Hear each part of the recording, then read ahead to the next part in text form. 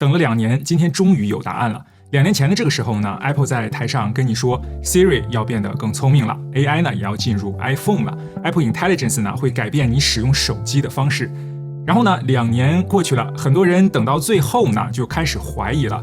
这个 Apple 到底能不能做得出来这个苹果 AI 呀？今天的这场 WWDC 就像是 Apple 的一个期末考试，2年前承诺的 Siri，2年前说好的那些 AI， 今天到底交了多少呢？今天这集呢，我不打算做一个完整什么懒人包一类的，或者什么几分钟带你看完苹果发表会，因为已经有太多人做了嘛，然后照着这个发表会念一次。我会直接呢告诉你这么几件事，哪些东西真的来了，哪些东西呢还需要再等等，你手上的那只 iPhone 到底能不能用得到，还有这些 AI 的功能到底要不要另外的付钱。好了，我们直接开始。这次 WWDC 大家最感兴趣的地方呢，就是全新的 Siri， 就是大家等了2年一直在说的那个 Siri 2.0 嘛。但是 Apple 官方呢给它起了一个名字，叫做 Siri AI。现在 Apple 终于把2年前的那些承诺的功能呢给拿出来了。它现在呢能看懂你荧幕上显示的内容了。比如说吧，你正在看一个音乐节目的节目表，你就叫这个 Siri 把你有兴趣的那个场次呢加进你的行事历，它直接就可以帮你做了，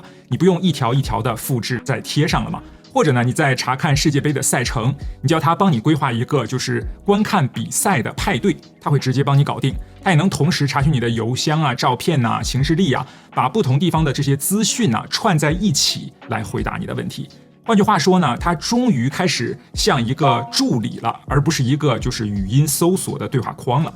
而且这次 Siri 有了自己的独立的 APP， 你可以在里面看到你所有的那些对话的记录，就像是 ChatGPT 和 Google Gemini 那样嘛，可以回翻啊，或者继续聊啊，或者开一个新的对话呀，都是可以的。对话记录呢，也会透过这个 iCloud 进行同步。你在 iPhone 上说到一半，切换到 iPad 或者是 Mac 电脑呢，就可以直接继续聊了。它记得你在说什么。其实说白了，这些就是 Apple 在2024年本身就想拿出来的那些功能，但是一直没有交出来嘛。听起来感觉现在还不错，对不对？但是呢，你先别急着高兴，因为有一件事情呢，你需要知道，从今天开始，这个 Siri AI 呢只支援英文。那其他的语言也包括是繁体中文 ，Apple 说之后会慢慢的加入，但是什么时候才能加入呢？它并没有给出一个明确的时间点。那这个对于我们频道的台湾和香港的朋友来说呢，就是一个最直接的问题了。就算你今天安装了这个开发者测试版，就算等到今年的秋天正式版出来，只要是繁体中文的 Siri AI 还没有支援的话，你问 Siri 问题的时候呀，很可能得到的回复还是这样的。这是我在网络上找到的相关结果。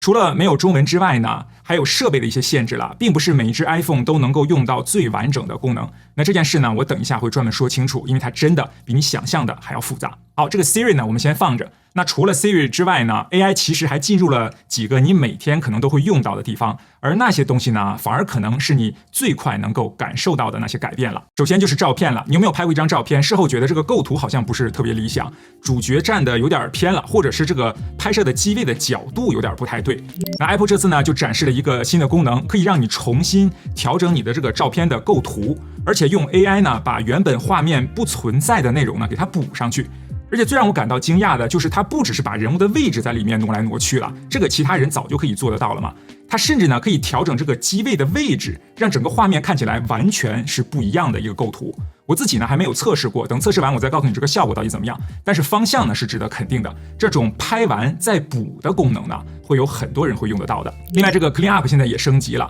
移除那些照片上你不想要的内容呢，理论上来说也会比之前要更自然了，就是那种 AI 填补的痕迹呢，应该会有改善，但这个我们也要等到实际测试才能看看它到底好不好用。再来就是 Safari 浏览器了，你有没有开过什么20几个分页，然后自己都已经忘记了自己到底在找什么东西了？现在这个 Safari 呢会自动把你的分页进行一个分类，什么购物类啦、工作类啦或者旅游类啦，它都自动的就帮你整理好了。还有一个叫做 Notify Me 的功能，你就告诉这个 Safari 这双鞋什么时候补货了，你就通知我，它就会自动帮你去盯着了，不用你一直去重新的整理刷新那个页面了。还有捷径呢也都 AI 化了，这个功能呢其实每一个人的 iPhone 里面都有，但是几乎没什么人在用的，因为以前的话呢自己要去搭一个积木嘛，看一个教学影片其实是很麻烦的。但现在呢，你就直接说每天下班离开公司的时候，自动传讯息给我太太，然后说我现在已经出发了。你就这样一句话跟他说，他就已经帮你设定好了。那这个感觉呢，可就跟以前不太一样了。以前是你知道这个东西很好用，但是从来没有设定过。但是现在呢，就变成了一个真的有人可能开始每天在用的东西了。所以说，除了 Siri AI 之外，其他的 AI 功能呢，它都不是一个独立的 APP。Apple 的做法呢，就是把 AI 塞进原本的照片啊、Safari 啊、邮件啊、讯息啊、捷径，就是这些你本来就在用的地方。那说到这里呢，我就必须问你一个问题了：这些东西，你的手机到底有没有资格用得到呢？很多人看完发表会之后呢，会有一个误解，以为自己能升级成这个 iOS 27就等于能够用到这些 AI 的功能了，但其实呢，并不是这样的，主要呢要看这么3层了。第一件事就是你的手机到底能不能升级了。iOS 27支援 iPhone 11以上的所有的机型，也包括 SE 的第2代。所以什么新的系统的界面啦、新的系统的优化啦、手机变快了这些呢，大家是都有的。但如果你还停留在 iOS 26，或者你现在还在用 iPhone 10s、10R 这些旧的机型，那这些手机呢，连 iOS 26都跑不了嘛，当然也就没办法升级成这个 iOS 27了，也就没办法用到这些 AI 的功能了。第二件事呢，就是你的手机到底有没有资格跑这个 Apple Intelligence， 这个门槛呢就更高了，只有 iPhone 15 Pro 以上的机型，也包括 iPhone 16、17的全系列和那个 iPhone Air 嘛，那这些机型呢才能够使用 Siri AI 和 Apple Intelligence 的那些新的功能。但这个呢还没完，如果你想要最完整的装置端的 AI 功能，现在就只有 iPhone Air 和 iPhone 17 Pro 系列才行了。也就是说，什么17的标准版啦、17E 啦，也包括16甚至之前所有的机型，都拿不到这个完整的装置端的 AI 功能。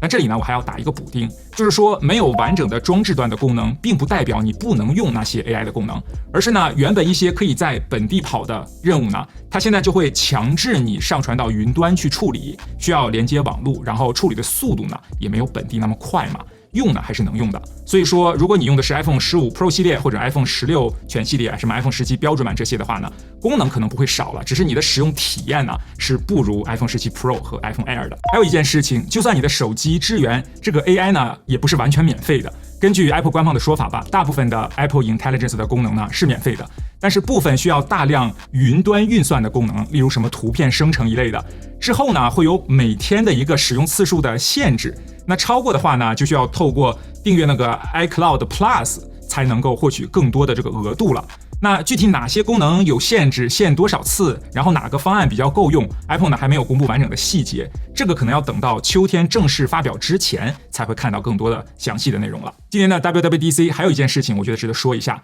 以前的这个开发者大会啊，它这个结构是什么呢？就是 iOS 有什么新东西啊 ，macOS 有什么呀 ，iPad 有什么呀，然后一个系统一个系统这样去给你念嘛。然后今年就不是这样了 ，Federici 一开场就说了，今年就是3个方向：平台的改进，然后信任和安全，再来就是 AI 和 Siri 了。然后所有的系统的那些新的功能呢，都是被塞进这3个主线里面去分开讲的，它不是按照系统一个一个来划分的。那给我的感觉呢，就是这个 iOS 和 macOS 也包括 iPadOS 之间的这些差异啊，以后呢可能会越来越小。AI 的功能呢几乎是完全一样的嘛，然后体验呢几乎也是完全一样的。我自己的解读呢，就是未来的核心呢，可能已经不再是这些不同的系统了，而是 AI 了。那系统呢，只是承载这个 AI 的一个容器。当然，这只是我自己看完之后的一个感觉了。那你下次换手机的时候，你会优先考虑习惯的 AI，还是优先考虑用惯了的系统呢？那这个呢，就希望大家留言告诉我你的看法了。好，说到这里，如果只能用一个词来形容今年的 WWDC 的话呢，那就是补交作业。这个方向呢肯定是对的，进度呢也确实是有一些进展了，但是这份作业呢还没有补完，因为最大的那一题，也就是 Siri AI 这一题啊，现在只交给了讲英文的用户。那我们这些使用繁体中文的人来说呢，就又变成了看得到但是吃不到的情况了，和2年前的状况是一模一样的。而且 Apple 也没有给出一个明确的时程表嘛。不过呢，我不打算就这样一直等到中文版。下一集影片呢，我会直接下载一个开发者测试版，然后把 Apple 在发表会上演示的那些新的 Siri AI 相关的功能，一个一个的就亲手给它试一遍，跟大家一起来验验货。就算是英文版的测试版好了，我也要帮你就是看清楚吧。Apple 发表会上展示的那些新的东西，到底哪些是真的能做到，哪些是只有在发表会上才能成立的呢？别忘了我们6月份的 MacBook Neo 的抽奖的活动，因为 Apple 这次给新的 Siri 命名叫做 Siri AI 嘛，所以从今天这一期影片开始呢，抽奖的关键词呢就改成了 Siri AI 了，中间是没有 space 的，连在一起的。你可以评价一下你对这个 Siri AI 的看法。之前2期影片用 Siri 2.0 留过言的呢也算数，不用重新去留言了。详细的说明呢我一样都放到说明栏里面了。谢谢大家，我是彼得森，那就让我们下支影片再见了。